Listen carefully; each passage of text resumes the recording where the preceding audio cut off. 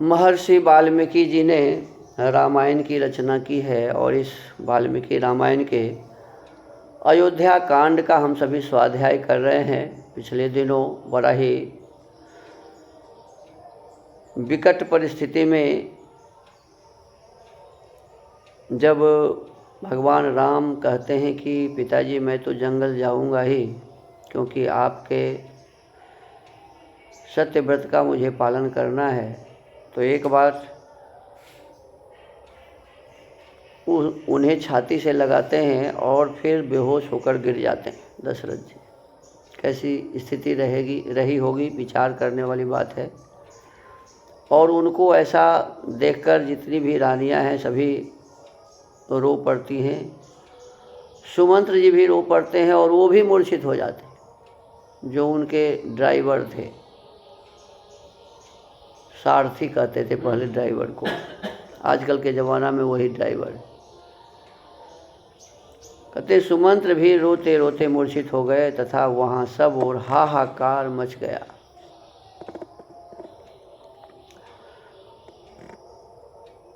आज पंचत्रिंशः सर्गः 35वें सर्ग का स्वाध्याय करेंगे। ततो निधूय सहसा शिरो निःश्वस्य चासकृत् पाणिं पाणौ विनिष्पस्य दन्तान् कटाय च लोचने कोपसंरक्ते वर्णं पूर्वोचितं जहत् कोपाभिभूतः सहसा संतापम शुभंगतः मनः समीक्षमाणश्च सूतो दशरथस्य च कंपयन्निव कैकेय्या हृदयं वाक्शरहिषितैः। तदनंतर होश में आने पर सारथी सुमंत्र सहसा उठकर खड़े हो गए। उनके मन में बड़ा संताप हुआ, जो अमंगलकारी था। वे क्रोध के मारे कांपने लगे। उनके शरीर और मुख की पहली स्वाभाविक कांति बदल गई। वे क्रोध से आंखें लाल करके दोनों हाथों से अपने सिर पीटने लगे और बारंबार लंबी सांस खींचकर, हाथ से हाथ मलकर, दांत कटकटाकर राजा दशरथ के मन की वास्तविक अवस्था देखते हुए अपने वचन रूपी तीखे बाणों से कैकेयी के हृदय को कंपित सा करने लगे। वाक्य वज्रैरनुपमैर्निर्भिन्दन्निव चाशुभैः कैकेय्याः सर्वमर्माणि सुमंत्रः प्रत्यभाषत। अपने अशुभ एवं अनुपम वचन रूपी वज्र से कैकेयी के सारे मर्म स्थानों को विदीर्ण से करते हुए सुमंत्र ने उससे इस प्रकार कहना आरंभ किया। यस्यास्तव पतिस्तक्तो राजा दशरथः स्वयं भर्ता सर्वस्य जगतः स्थावरस्य चरस्य च न ह्यकार्यतमं किंचित् तव देवीह विद्यते पतिघ्निं त्वामहं मन्ये कुलघ्निमपि चान्ततः। देवी, जब तुमने संपूर्ण चराचर जगत के स्वामी स्वयं अपने पति महाराज दशरथ का ही त्याग कर दिया, तब इस जगत में कोई ऐसा कुकर्म नहीं है जिसे तुम न कर सको। मैं तो समझता हूं कि तुम पति की हत्या करने वाली तो हो ही, अंततः कुलघातिनी भी हो, माने अपने कुल की मर्यादा को नष्ट करने वाली। यन् महेंद्रमिवाजय्यं दुष्प्रकम्प्यमिवाचलं महोदधिमिवाक्षोभ्यं संतापयसि कर्म भी। ओह, जो देवराज इंद्र के समान अजय, पर्वत के समान अकंपनीय और महासागर के समान क्षोभ रहित है, उन महाराज दशरथ को भी तुम अपने कर्मों से संतप्त कर रही हो।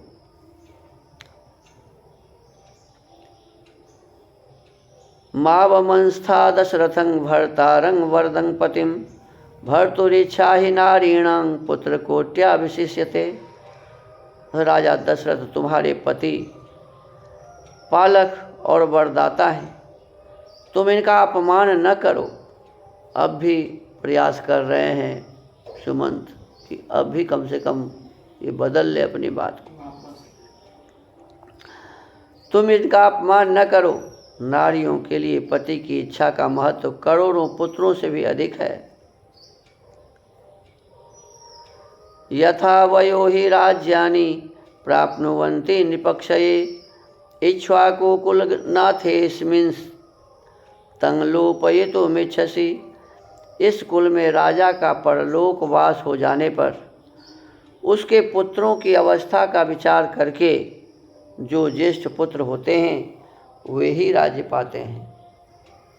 राजकुल के इस परंपरागत आचार को तुम इन इक्ष्वाकु वंश के स्वामी महाराज दशरथ के जीते जी ही मिटा देना चाहती हो। राजा भवतु ते पुत्रो भरतः शास्तु मेदिनीं वयं तत्र गमिष्यामो यत्र रामो गमिष्यति। तुम्हारे पुत्र भरत राजा हो जाएं और इस पृथ्वी का शासन करें, किंतु हम लोग तो वहीं चले जाएंगे जहाँ श्री राम जाएंगे। न चाहते विषय कश्चित ब्राह्मणो वस्तुमर्हति तादृशं त्वमर्याद मध्य कर्म करिष्यसि। नूनं सर्वे गमिष्यामो मार्गं राम निसेवितम। तुम्हारे राज्य में कोई भी ब्राह्मण निवास नहीं करेगा। यदि तुम आज वैसा मर्यादाहीन कर्म करोगी तो निश्चय ही हम सब लोग उसी मार्ग पर चले जाएंगे जिसका श्री राम ने सेवन किया है। त्यक्ता या बांधवैः सर्वैर्ब्राह्मणैः साधुभिः सदा का प्रीति राज्य लाभेन तव देवी भविष्यति। तादृशं त्वमर्यादं कर्म कर्तुं चिकीर्षसि। संपूर्ण बंधु बांधव और सदाचारी ब्राह्मण भी तुम्हारा त्याग कर देंगे। देवी, फिर इस राज्य को पाकर तुम्हें क्या आनंद मिलेगा? ओह, तुम ऐसा मर्यादाहीन कर्म करना चाहती हो? आश्चर्यमेव पश्यामि यस्यास्ते वृत्तमीदृशम् आचरन्त्या न वृता सद्यो भवति मेदिनी। मुझे तो यह देखकर आश्चर्य सा हो रहा है कि तुम्हारे इतने बड़े अत्याचार करने पर भी पृथ्वी तुरंत फट क्यों नहीं जाती। महाब्रह्मर्षि सृष्टावा ज्वलंतो भीमदर्शना दिग्वाग्दंडा न हिंसन्ति संति राम प्रव्राजने स्थिताम। अथवा बड़े बड़े ब्रह्मर्षियों के धिक्कार पूर्ण वाग्दंड अर्थात साप, जो देखने में भयंकर और जलाकर भस्म कर देने वाले होते हैं, श्री राम को घर से निकालने के लिए तैयार खड़ी हुई तुम जैसी पाषाण हृदया का सर्वनाश क्यों नहीं कर डालते हैं। आम्रम छित्वा कुठारेण निम्बम परिचरेत तु कः यश्चैनं पयसा सिंचे नैवास्य मधुरो भवेत्। भला आम को कुल्हाड़ी से काटकर उसकी जगह नीम का सेवन कौन करेगा? जो आम की जगह नीम को ही दूध से सींचता है, उसके लिए भी यह नीम मीठा फल देने वाला नहीं हो सकता। अतः वरदान के बहाने श्री राम को वनवास देकर कैकेयी के चित्त को संतुष्ट करना राजा के लिए कभी सुखद परिणाम का जनक नहीं हो सकता। आभिजात्यं हि ते मन्ये यथा मातुस्तथैव च न हि निम्बात श्रवेत् क्षौद्रं लोके निगदितं वच। कैकेयी, मैं समझता हूँ कि तुम्हारी माता का अपने कुल के अनुरूप जैसा स्वभाव था वैसा ही तुम्हारा भी है। और मतलब कैकेयी की माँ भी खराब थी। कहते हैं कि मैं समझता हूँ कि तुम्हारी माता का अपने कुल के अनुरूप जैसा स्वभाव था वैसा ही तुम्हारा भी है। लोक में कही जाने वाली यह कहावत सत्य ही है कि नीम से मधु नहीं टपकता। यानी तुम्हारी माँ नीम थी तो तुम भी नीम ही निकली। तव मातुर सद्ग्राहं वेद्म पूर्वं यथा श्रुतं पितुस्ते वरदः कश्चित् ददो वर मनुत्तमम्। तुम्हारी माता के दुराग्रह की बात भी हम जानते हैं। इसके विषय में पहले जैसा सुना गया है वह बताया जाता है। अब कैकेयी के माता की बात बताते हैं सुमंत्र जी। एक समय किसी वर देने वाले साधु ने तुम्हारे पिता को अत्यंत उत्तम वर दिया था। सर्वभूतरतं तस्मात् संजज्ञे वसुधाधिपः तेन तिर्यगतानां च भूतानां विदितं वचः। उस वर के प्रभाव से कैकेयी नरेश समस्त प्राणियों की बोली समझने लगे। तिर्यक योनि में पड़े हुए प्राणियों की बातें भी उनकी समझ में आ जाती थी। तिर्यक माने पक्षी आदि। ततो जिम्भस्य शयने विरुताद भूरि वर्चसः पितुस्ते विदितो भावः सौ तत्र बहुधा हसत। एक दिन तुम्हारे महातेजस्वी पिता शैया पर लेटे हुए थे। उसी समय जिम्भ नामक पक्षी की आवाज़ उनके कानों में पड़ी। उसकी बोली का अभिप्राय उनकी समझ में आ गया, अतः वे वहाँ कई बार हंसे। माने कैकेयी जी के पिताजी बीमार थे और वो सारे पक्षी आदि की वाणी समझते थे। तो कहते हैं कि जृंभ नामक एक पक्षी कुछ बोल रहा था, तो उसकी बात समझ गए और बीमार अवस्था में लेटे लेटे ही हंस दिए। उसकी बोली का अभिप्राय उनकी समझ में आ गया, अतः वे वहाँ कई बार हंसे।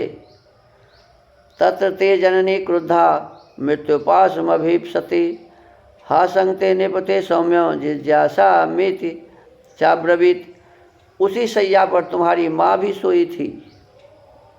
वह यह समझकर कि राजा मेरी ही हंसी उड़ा रहे हैं, वो हंसे थे वो तो पक्षी के बात से, लेकिन उनकी माँ समझी कि मेरे पतिदेव मुझे ही देखकर हंस रहे हैं।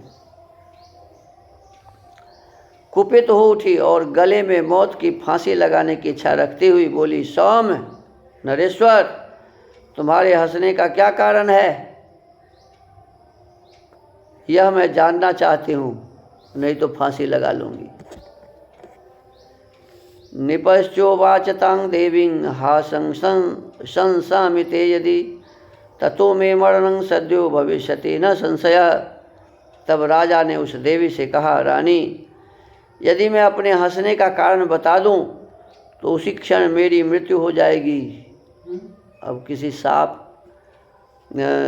और वरदान की बात तो बहुत होती है ना हमारे यहाँ, ये वैदिक बातें नहीं है, ये सभी अवैदिक बातें हैं। न तो किसी को कुछ कहने से कोई मर जाएगा और न किसी के कहने से सारे पक्षी आदि की बातें समझ लेगा। ये सब माने ऐसे ही कहानी है, मिथ्या कहानी है, ये सही नहीं है, लेकिन फिर भी है तो सुन लीजिए कि यदि मैं तुम्हें बता दूं हंसने का कारण तो मैं तुरंत मर जाऊंगा, उसी क्षण मेरी मृत्यु हो जाएगी, इसमें संशय नहीं है। माता ते पितरंग देवी पुनः केकयमब्रवीत संशय में जीव वा मावा न मांग त्वं प्रहसिष्यसि। देवी, यह सुनकर तुम्हारी रानी माता ने तुम्हारे पिता कैकेयी राज से फिर कहा, तुम जीवो आ मरो। देखो कैकेयी की माँ क्या बोली, तुम जिंदा रहो चाहे मर जाओ, मुझे कारण बता दो, भविष्य में तुम फिर मेरी हंसी नहीं उड़ा सकोगे।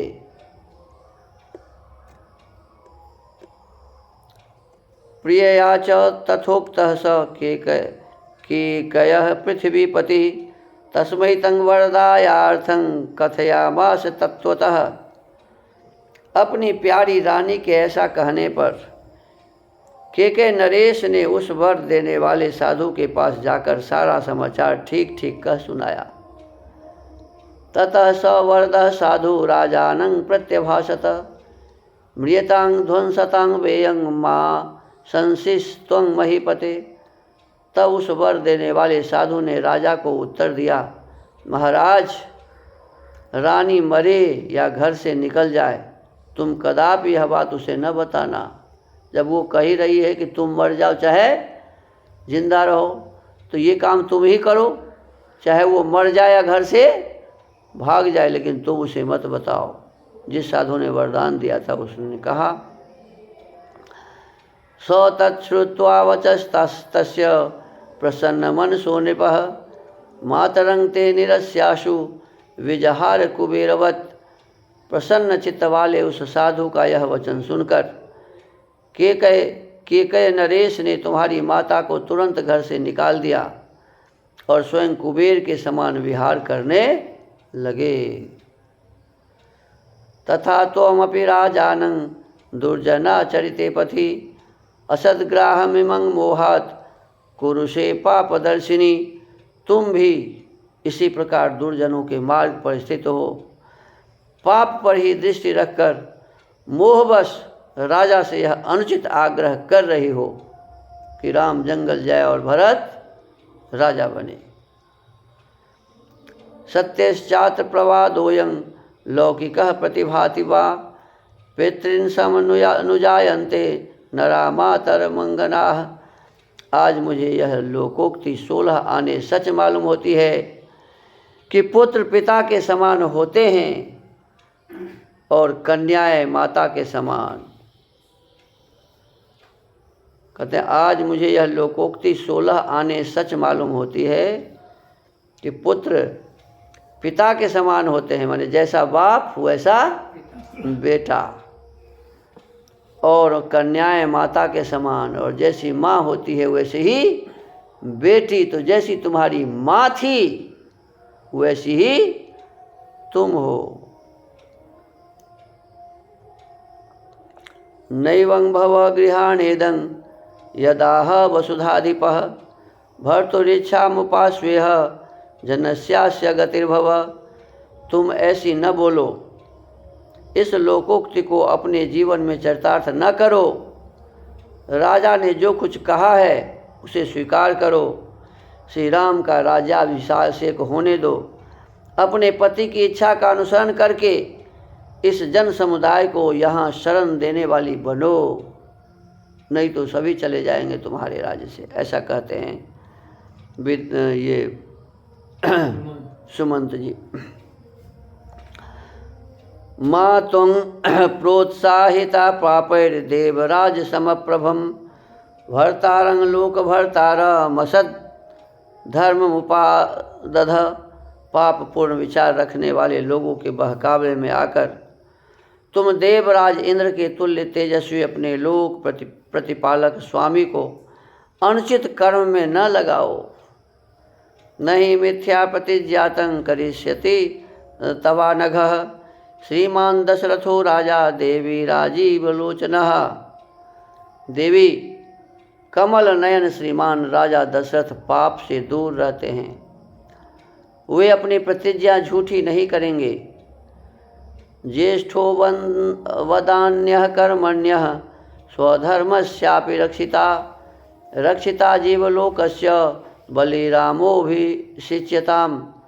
श्री रामचंद्र जी अपने भाइयों में ज्येष्ठ, उदार, कर्मठ, स्वधर्म के पालक, जीव जगत के रक्षक और बलवान हैं। इनका इस राज्य पर अभिषेक होने दो। परिवादो हि ते देवी महांगलोके चरिष्यति यदि रामो वनं याति विहाय पितरं नृपम। देवी, यदि श्री राम अपने पिता राजा दशरथ को छोड़कर वन को चले जाएंगे तो संसार में तुम्हारी बड़ी निंदा होगी। स्वराज्यं राघवः पातु भवत्वं विगतज्वरा नहीं ते राघवादन्यः क्षमः पुरवरे वसन। अतः श्री रामचंद्र जी ही अपने राज्य का पालन करें और तुम निश्चिंत होकर बैठो। श्री राम के सिवा दूसरा कोई राजा इस श्रेष्ठ नगर में रहकर तुम्हारे अनुकूल आचरण नहीं कर सकता। रामे ही यौवराज्यस्थे राजा दशरथो वनम प्रवेक्षति महेश्वासः पूर्ववृत्त मनुस्मरण। श्री राम के युवराज पद पर प्रतिष्ठित हो जाने के बाद महाधनुर्धर राजा दशरथ पूर्वजों के वृत्तांत का स्मरण करके स्वयं वन में प्रवेश करेंगे। इति शांतोश्च तीक्ष्णैश्च कैकेयीं राजसंसदि भूय संक्षोभयामास सुमंत्रस्तु कृतांजलिः नैव साक्षोभ्यते देवी न च स्म परिदूयते न चास्या मुखवर्णस्य लक्ष्यते विक्रिया तथा। इस प्रकार सुमंत्र ने हाथ जोड़कर कैकेयी को उस राजभवन में सांत्वनापूर्ण तथा तीखे वचनों से भी बारंबार विचलित करने की चेष्टा की, किंतु वह टस से मस न हुई। इतना सुमंत्र जी के समझाने के बाद भी वो बिल्कुल भी टस से मस न हुई। देवी कैकेयी के मन में न तो क्षोभ हुआ और न दुख ही। उस समय उसके चेहरे के रंग में भी कोई फर्क पड़ता नहीं दिखाई दिया। वो जैसे थी वैसे ही थी। बस राम को बन जाना पड़ेगा और भरत को राज मुकुट पहनाना पड़ेगा। अब इसी के साथ ये 35वें सर्ग की कथा समाप्त होती है। अब आगे भगवान राम अब जंगल जाएंगे, वो वृत्तांत आगे करेंगे। आज के इस वाल्मीकि रामायण के स्वाध्याय को यही विराम देते हैं। ओम।